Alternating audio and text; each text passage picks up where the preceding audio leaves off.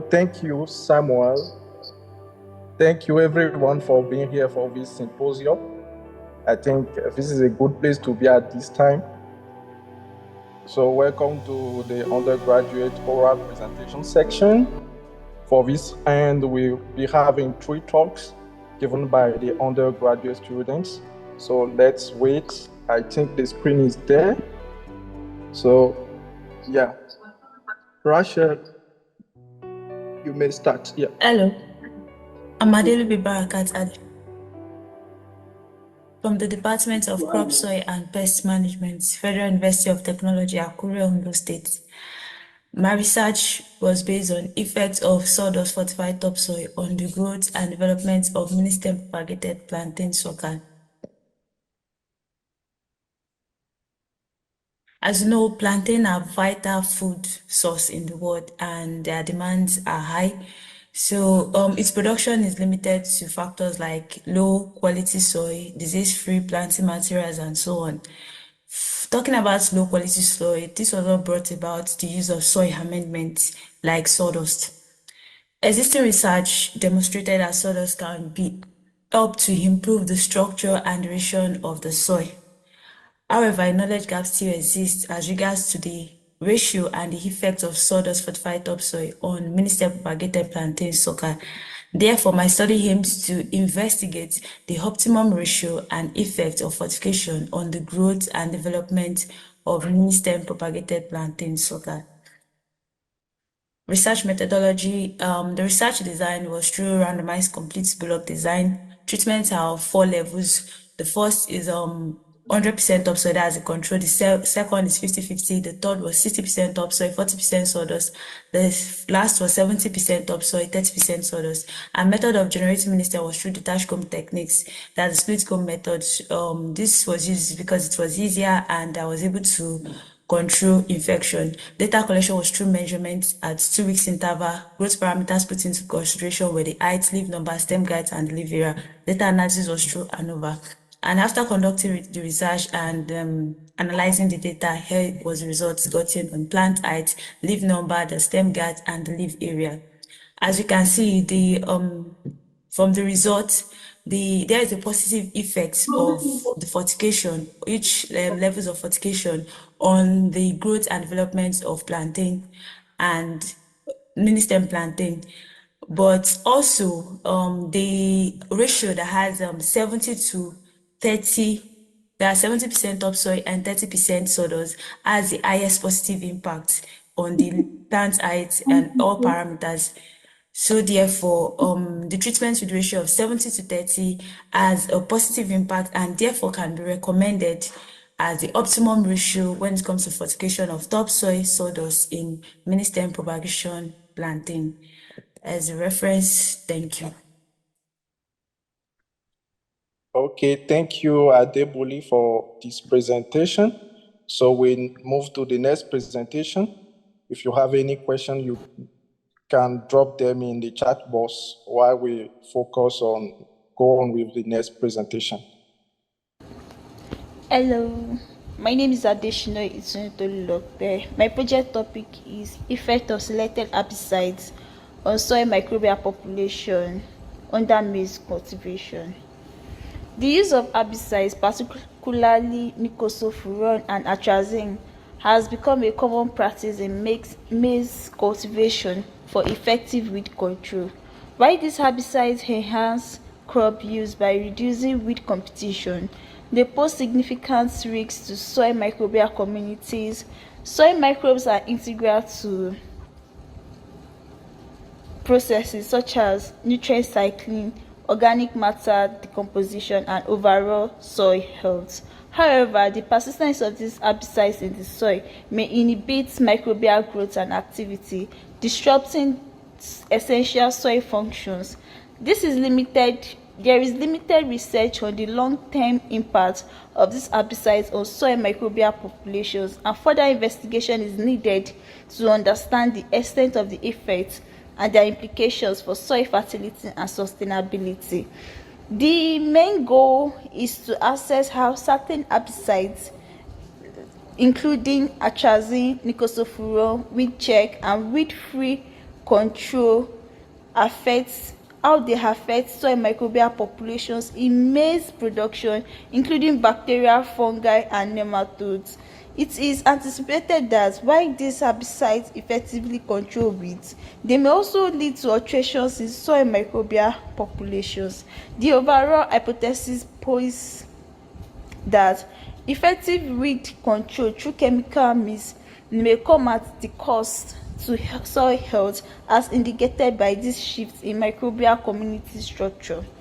Materials and methods. Soil samples were collected from the maize cultivation field and was taken to the lab. This soil has been treated with herbicides during the growth of the maize. PDA was used for bacterial growth culture in petri dishes and was incubated for 24 hours, after which the colonies formed were counted. Malt extract was used for fungi growth culture in petri dishes and was incubated for 48 hours, then the colonies were counted. For the nematode count and identification, the Piper method of extraction was done. 100 grams of collected soil sample was measured and placed in an extraction paper in a colander placed on a saucer. Then water was added to it and it was left undisturbed for 48 hours, in which after that the water was collected and was viewed under the microscope. And these are the results of the effects of these selected herbicides on soil microbial population. Application of weeding treatment significantly reduced nematode population. This suggests that application of weeding treatment have negative effects on the soil nematode population. Application of herbicides did not significantly affect bacteria. Nicosulfuron stimulated the growth of fungi. Other weeding treatments has no adverse effects on fungi population. From the results, it is obvious that the application of weeding treatments affected nematode population, while the application did not adversely affect bacteria and fungi.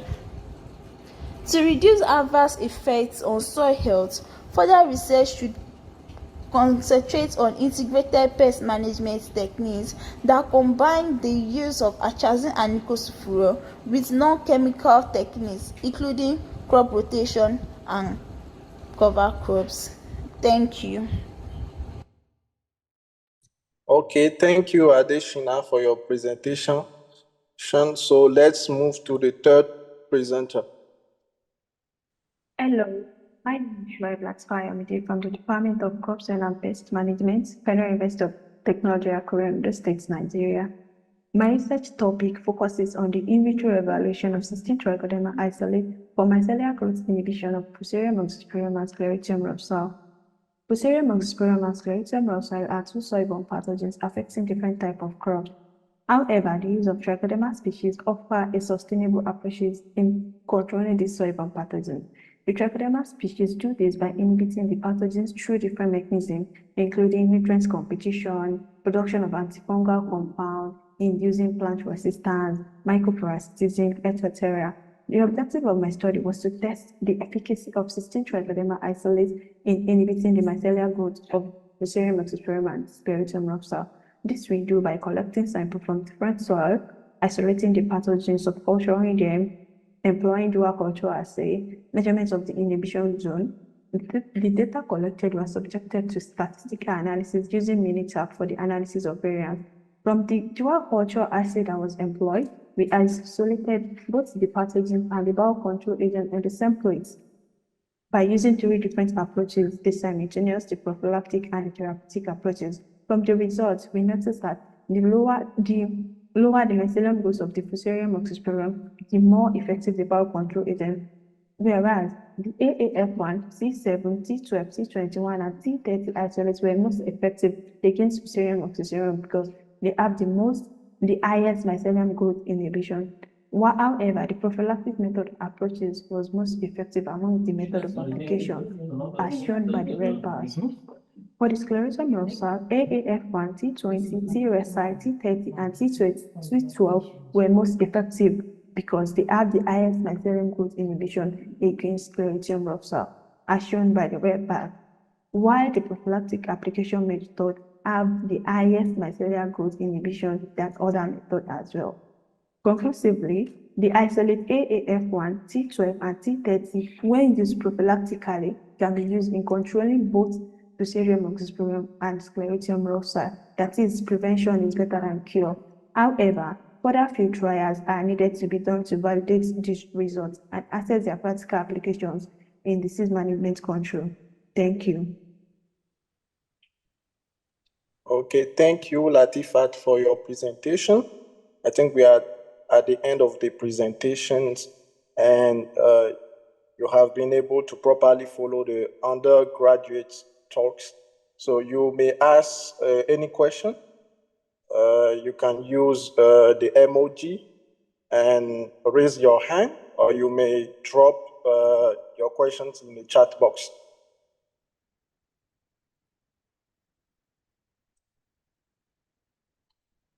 Please, before you ask any question, mention to whom you are addressing the questions. Thank you.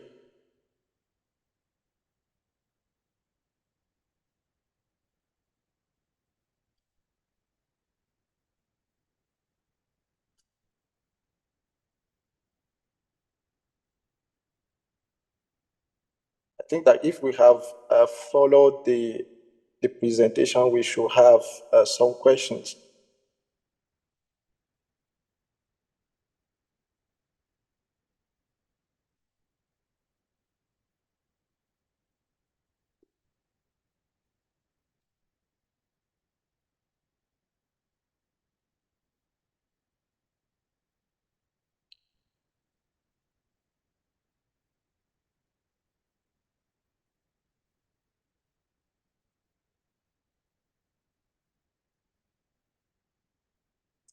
Do we have the presenters online, Latifat? Yes, I'm here. Okay, let me ask a question about your work. If maybe there is one organization that wish you out and ask you maybe to give some advice so that the farmers will implement those advice to get more results in their farm. According to your work, what do you think you can give as advice to those farmers?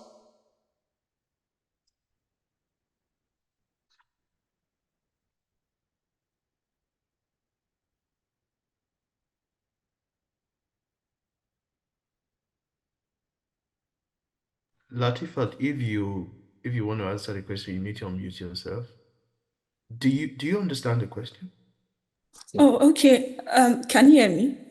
Yeah. Yes, we can hear you. Please, can you take the question again?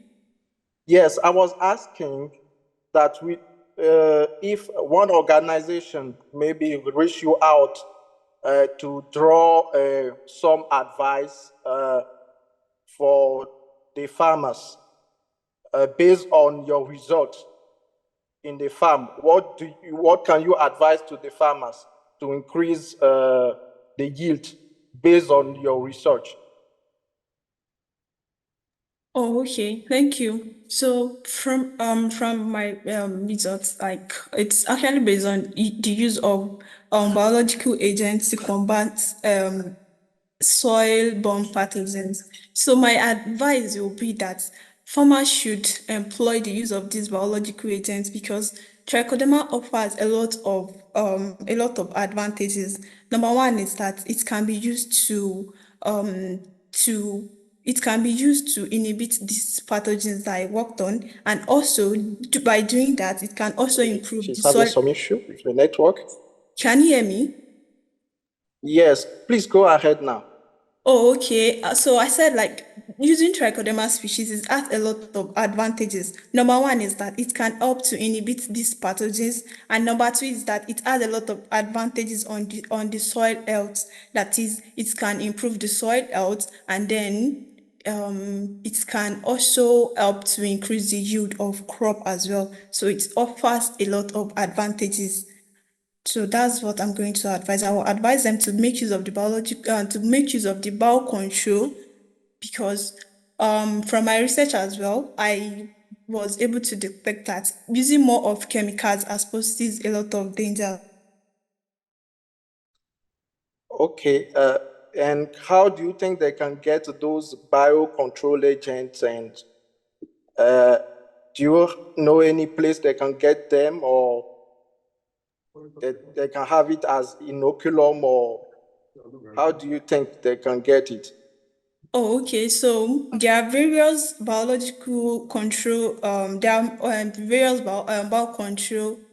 Okay, there are various bowel control agents that can be used. One is this trichoderma, and we have the aspergillus species. So we can get the aflacid, as we all know. So talking about this trichoderma, they can be used as a seed treatment, and they can be gotten from research institutes for now. Thank you. So I think I saw a question from the chat box. Yes, in the chat box. How do we isolate and identify this trichoderma? This is from Adebayo. Oh, okay. So from the study that I carried out, the trichoderma species, they were isolated from different soil types. So after getting the soil from different areas, we isolated them in the laboratory, and then from the results that was gotten, we carried out a molecular analysis on it, just to be sure. We did not actually base it on the morphological characterization. So we used molecular analysis just to be sure of the trichoderma species that we want to work on. So do I answer your question, or I should do more on it? Yes, Adebayo, are you satisfied with the question, with the answer?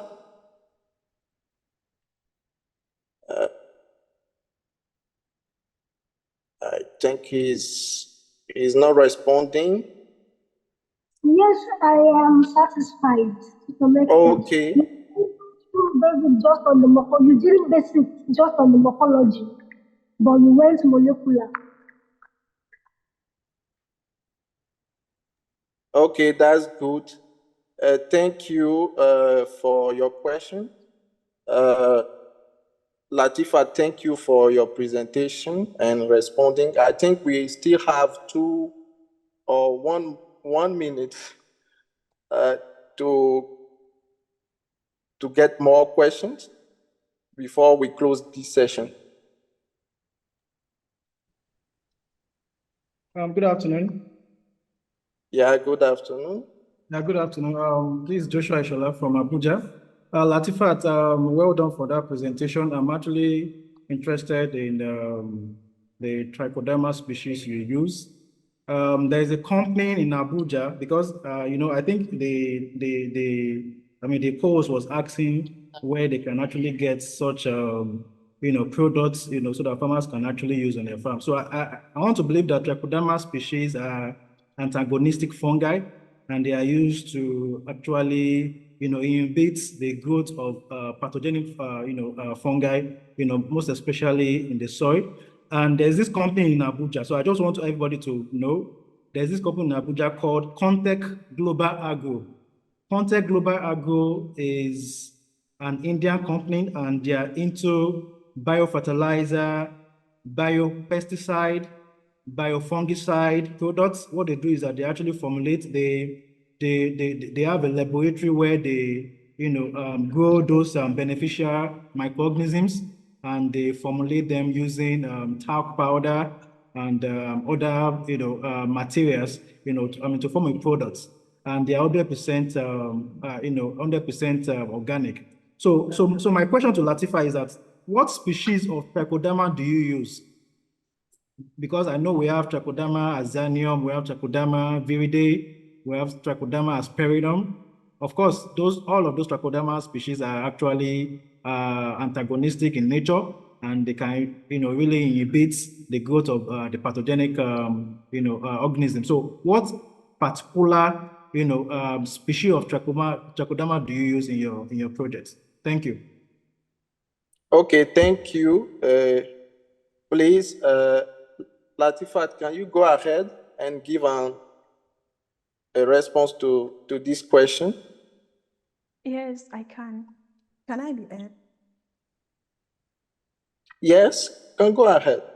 Oh, okay. Thank you for the question. So after the molecular characterization, we were able to get some of these species, part of which are Trichoderma afroasianum, Trichoderma asperellum, Trichoderma resi, Trichoderma longibrachypon, and then Trichoderma resi. So that was the Trichoderma that we were able to detect from the molecular characterization.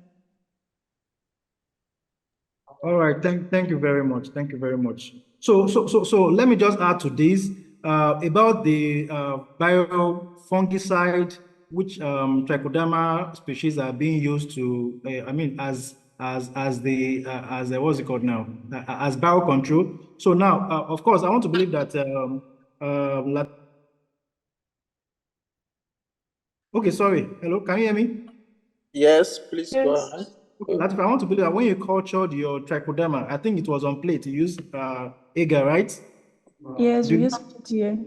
do you actually try to use the what's it called now? The growth to see the growth of the Trichoderma in growth? Did you try that? Yes, yes. That was what we did. That we just Okay, so in that context global agro that I was actually talking about, so that's what they do. They do mass multiplication, all right, of that Trichoderma species. Hi, So they Joshua. grow. Hello. Yes, please. Yes. Sorry to cut you short. We actually have another agenda now. Okay, all right, all right, all right. Yeah. Thank you. Thank you very much, Joshua, and thank you to all undergrad. It's amazing to see um, undergrads doing. It's interesting to see undergrads doing amazing research like this. And just for everyone to know that there are prizes that have been slated, that have been prepared for the winners for each of the categories.